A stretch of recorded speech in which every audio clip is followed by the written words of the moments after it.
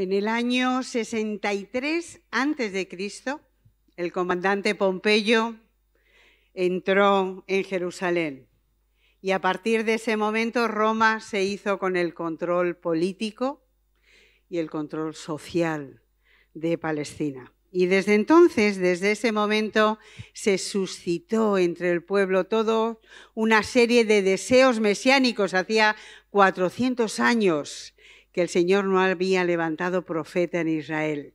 Y en esa situación de inestabilidad, en esa situación de opresión, pues se crearon unas efervescencias mesiánicas, esperando que llegase el liberador que les iba a librar de ese imperio romano, de ese imperio de hierro. Tintes políticos, obviamente, con toda esa sensación de qué va a pasar. Había un caldo de cultivo en medio de toda la sociedad que proliferó en, pues, algunos de ellos en ideas apocalípticas. Esto se va a acabar, no hay esperanza. Parece que estamos viviendo en estos días también.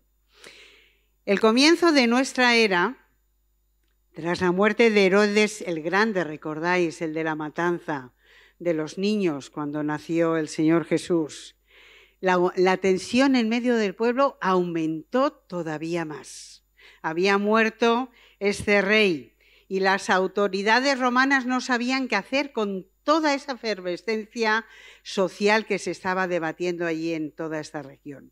Así que decidieron dividir el reino para dividir fuerzas. Dice, ya sabéis lo que dice el refrán, divide y vencerás. Pues estos pensaron lo mismo, así que dividieron el reino en 4 partes. Judea, Samaria e Idumea se la dieron al hijo de Herodes, Arquelao, que poco duró allí porque 2 años después fue destituido por el que sería el gobernador romano, Poncio Pilatos.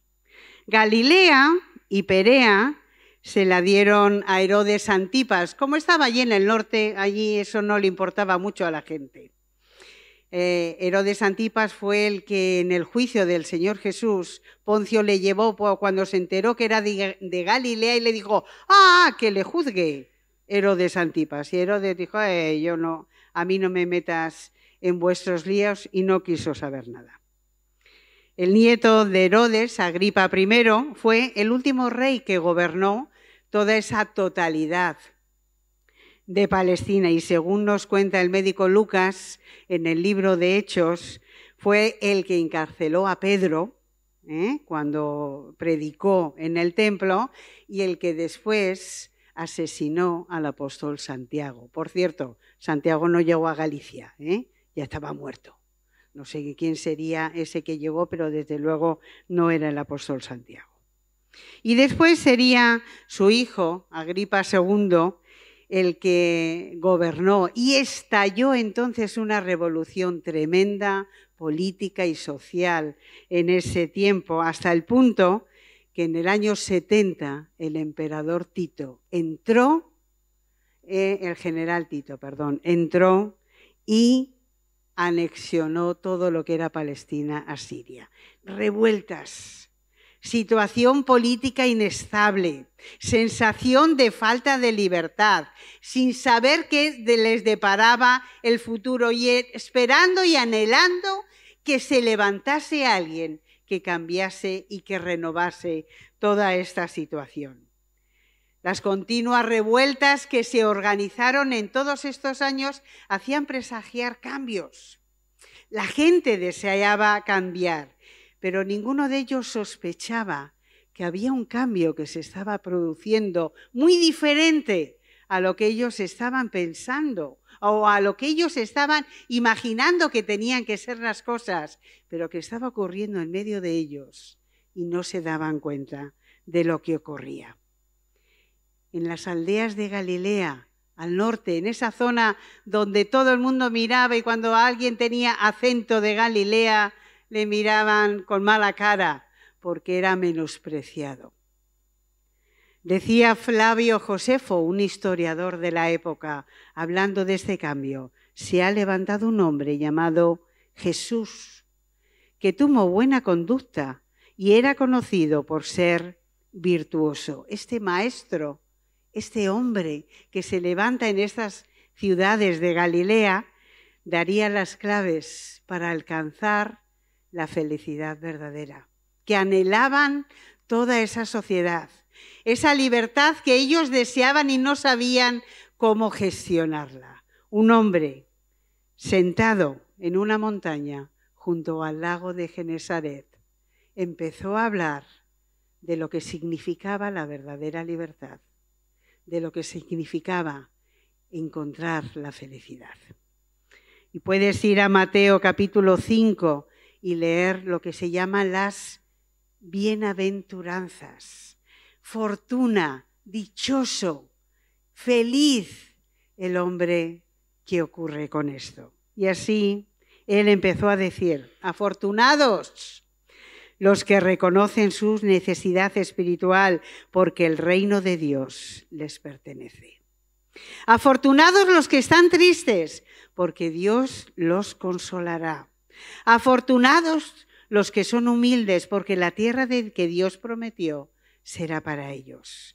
Afortunados los que desean hacer la voluntad de Dios, aún más que comer y beber, porque ellos serán completamente satisfechos por Dios. Afortunados los que muestran compasión por otros, porque Dios también tendrá compasión de ellos. Afortunados los que tienen corazón puro, porque ellos verán a Dios. Afortunados los que se esfuerzan para conseguir la paz, porque ellos serán llamados hijos de Dios. Afortunados los que son maltratados por hacer la voluntad de Dios, porque el reino de Dios les pertenece. Macario es la palabra que usa.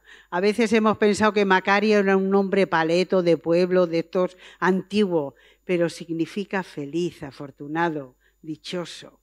Qué significado tan bonito. Una palabra que alude a sentirse pleno, a sentirse alegre. Y era una alegría que casi correspondía a los dioses que usaban en ese momento. En esa palabra se aplicaba solo a los dioses. Ellos solo podían tener esa felicidad. Y Dios dice, felices, afortunados sois con todas estas cosas.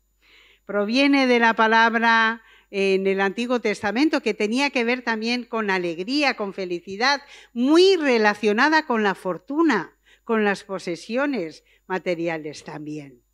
Pero la Biblia está llena de expresiones que hablan acerca de lo felices que son las personas que tienen ciertas cosas. En el Antiguo Testamento pensamos que solamente hay bienaventuranzas en el Sermón del Monte, pero el Antiguo Testamento está lleno también de bienaventuranzas. Me vais a permitir que mencione algunas de ellas. En el libro de Job, feliz el hombre a quien Dios corrige. En Salmo 1, el hombre que no se alía con los inconversos. El Salmo 33, el que espera en el Señor. El Salmo 40, feliz el que se preocupa del extranjero y del pobre. El Salmo 88, el pueblo que conoce la alegría. El hombre a quien Dios enseña. El Salmo 111, el hombre que tiene temor de Dios. El 127, el que come del trabajo de sus manos. El 145, el hombre cuyo auxilio es el Dios de Jacob. Proverbios 8, el hombre que escucha la voz de la sabiduría. 28, el que persevera en el temor del Señor. El hombre que tiene una mujer sensata es feliz. Es feliz, es bienaventurado. Ha encontrado la perla de gran precio. El hombre que no corre tras el oro. Proverbios 31, la mujer valiente y previsora.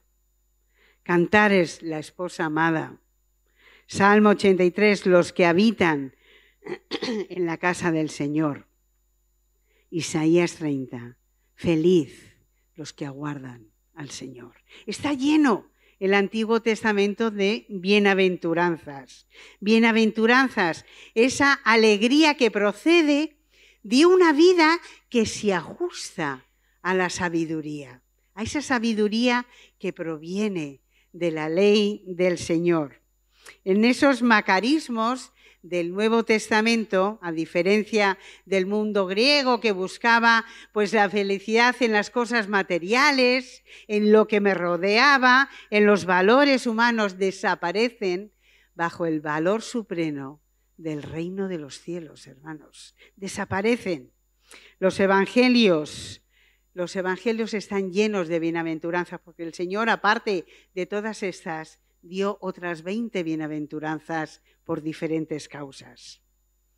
Suerte, fortuna. Esto es fácil de comprender porque la gente busca la felicidad en estas cosas, ¿verdad que sí? Busca allí, busca la seguridad en tener dinero en el banco, en un plan de pensiones, en tener una cuenta bancaria importante, en tenerlo todo controlado, en que nada se me escape, un buen trabajo, una buena familia, que tengo para comer, que tengo para irme de vacaciones. Todo esto me da seguridad, me da felicidad.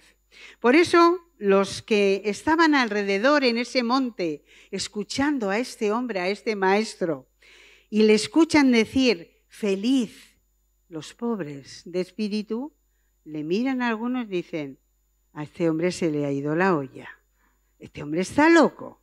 ¿Cómo que feliz? ¿Cómo van a ser felices los pobres? Si los pobres lo único que quieren ser es ricos. ¿Cómo van a ser felices los pobres? Llamar fortuna a la pobreza parece un despropósito, ¿verdad que sí? Parece un despropósito. Pero eso no solamente era un principio provocador de su sermón. Quería enfocar a la gente que le escuchaban y quería enfocarnos a nosotros que estamos meditando en este texto. La importancia de lo que significa la felicidad. Si uno piensa en cómo lograr la felicidad, pues algunos de vosotros estarán pensando, bueno, la felicidad en este momento con tanto calor es irme de vacaciones a una playa, estar en la piscina con un refresco bien fresquito y ahora mismo eso me hace feliz, ¿verdad? Por cierto, los hermanos que estáis de vacaciones, disfrutar del descanso, disfrutar también de él. Parece que pensamos en esas cosas. En fin, fiesta, diversión, todo lo que nosotros llamamos buena vida, ¿vale? Tener una buena vida. A nadie le apetece tener dolor, tener enfermedades, pasar por dificultades. Y el Señor sigue provocando y les dice, no solamente son bienaventurados los pobres, dice que son afortunados los afligidos. Dice, mira, esto parece una cuestión de mal gusto, ¿vale? Esto parece algo de mal gusto, una provocación grosera con esta gente que está pasando momentos de dificultad, que está siendo ocupada por un ejército invasor. Es que no eres sensible a la situación en la cual están escuchándote todas estas personas. ¿Es que hay algún padecimiento que tenga algo de positivo, hermanos? Y la gente escuchaba a Jesús y algunos pensaban, pero bueno, ¿qué está diciendo este hombre? La siguiente propuesta entra en otro de esos despropósitos. En un mundo competitivo como vivían en ese tiempo y nosotros también, donde lo importante es sobresalir por encima de los demás. Y si hay que pisotear a alguien, pues se pisotea para obtener el cargo importante, el mejor sueldo, tener siempre la razón, con esos odios viscerales que se generan entre nosotros. Parece que solamente nos importa estar por encima de los demás y llega el Señor Jesús y dice, aprended de mí. De las pocas veces que Él se pone como ejemplo, que soy manso y humilde. Y la gente dice, mira, si yo soy manso y humilde, se van a pensar que soy tonto. Se van a pensar que me pueden pisotear más, que pueden abusar de mí, que soy débil. Ay, si en este sermón de la montaña el Señor hubiera planteado cómo ofrecer una ayuda para vencer a los romanos, le hubieran seguido multitudes.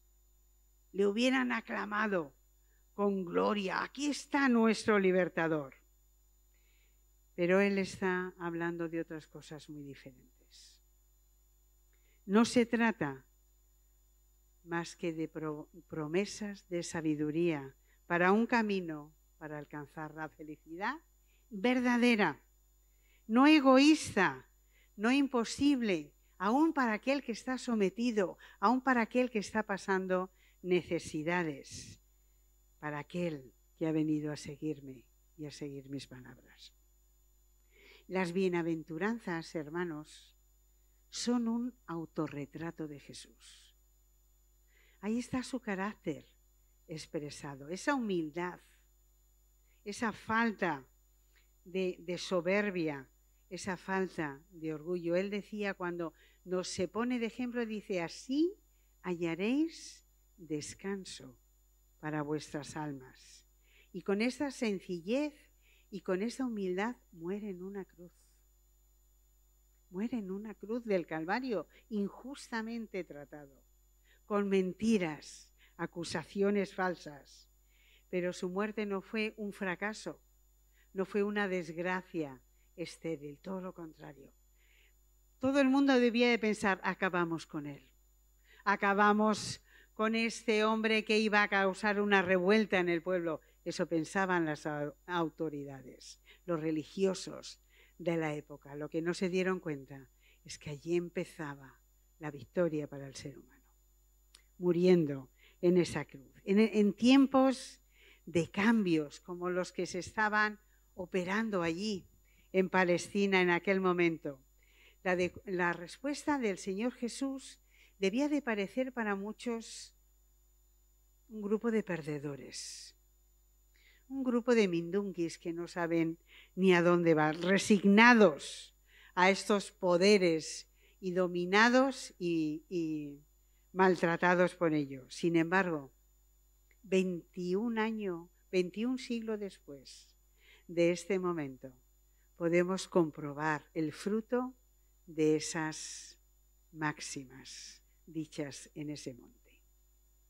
El fruto de aquellos que fueron cambiados por las palabras de este maestro. Las vidas y vidas que han sido transformadas. Una sociedad que fue cambiada, imperios derrotados, porque hubo un grupo de locos que decidió creer a este Jesús de Nazaret en un monte a los pies de Galilea. ¿Qué es la felicidad para ti? ¿Cómo definirías la felicidad tú en este momento? ¿Qué es lo que anhelas? ¿Qué significa la felicidad? Pues te voy a decir algo. Creo que podemos rellenar con muchas palabras, con muchas frases que pueden ser un poco sin sentido. Yo creo que la verdadera felicidad, hermanos, se trata de experimentar una vida plena, una vida con intensidad, una vida con compromiso, una vida que me dé sentido para entender qué lugar ocupo en el tiempo que me ha tocado vivir y que me llena de propósito. ¿Te sientes así? ¿Sientes que estás haciendo lo que tienes que hacer? ¿Que tu vida en el momento en el que estás viviendo está siendo usada con un propósito o estás perdido, perdida, sin saber dónde estás en ese momento? Cuando no logras este fin, llega la frustración, llega la tristeza, el vacío, la soledad. ¿Qué hago yo aquí? ¿Para qué estoy yo aquí? ¿Qué es lo que me toca? ¿Solamente tener un trabajo, criar hijos o ahora nietos? ¿No hay nada más en la vida para mí? Las diferencias llegan cuando a veces tratamos de llenar o de buscar respuestas a la felicidad en otros lugares, en otras personas, en otros esfuerzos. Jesús nos presenta el camino para que el hombre encuentre la verdadera felicidad. Porque ¿sabes cuál es el camino para ello? Jesús. Jesús dijo, yo soy el camino. Yo soy la verdad. Yo soy la vida. Y es algo que puedes experimentar en este momento, porque a veces cuando hablamos con alguien y dice, bueno, vosotros siempre estáis hablando del cielo, de cuando estáis con Jesús, pero ¿y el ahora qué? ¿Y el ahora qué? ¿Y el día a día cómo lo vivo?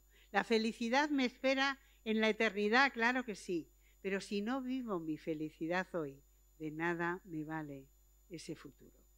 Porque las promesas del Señor son para el ahora, son para el aquí, son para este momento presente, definitivo, que sí es verdad que está vinculado con ese futuro de Dios, pero que tiene que ver con mi realidad del día a día. ¿Cómo vivo el reino de Dios hoy?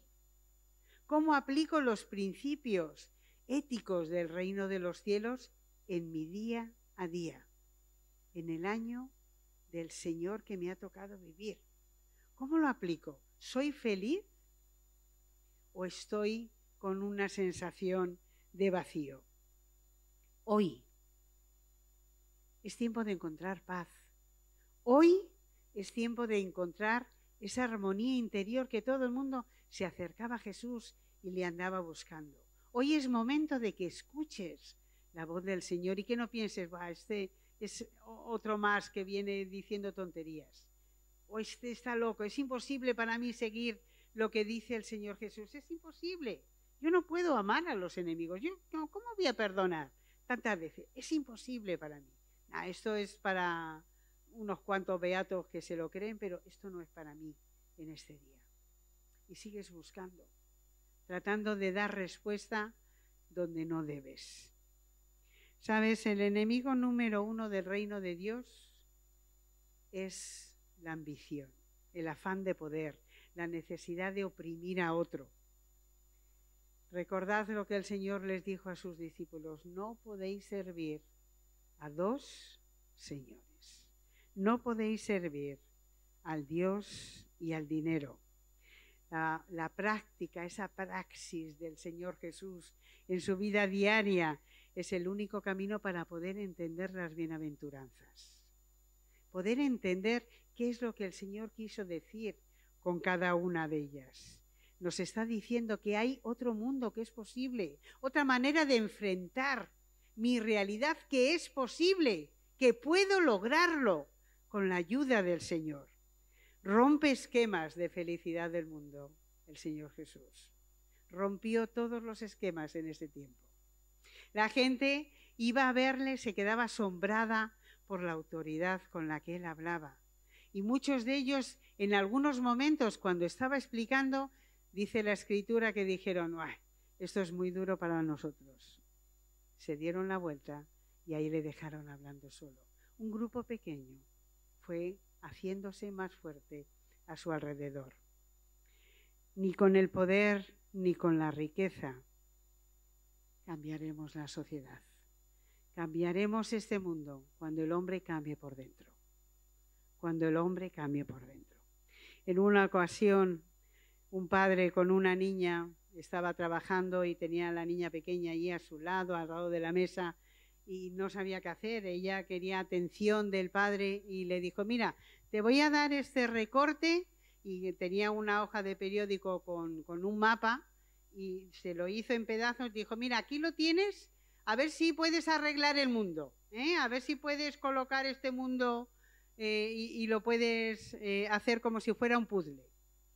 Y no pasó mucho rato, era una niña pequeña,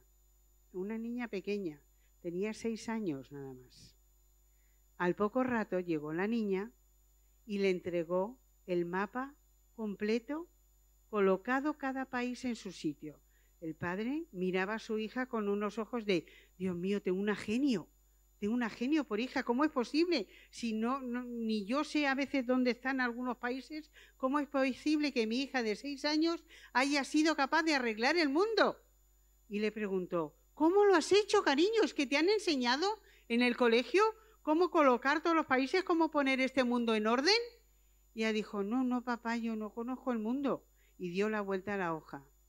Y en la vuelta de la hoja lo que había era una figura, una silueta de un hombre.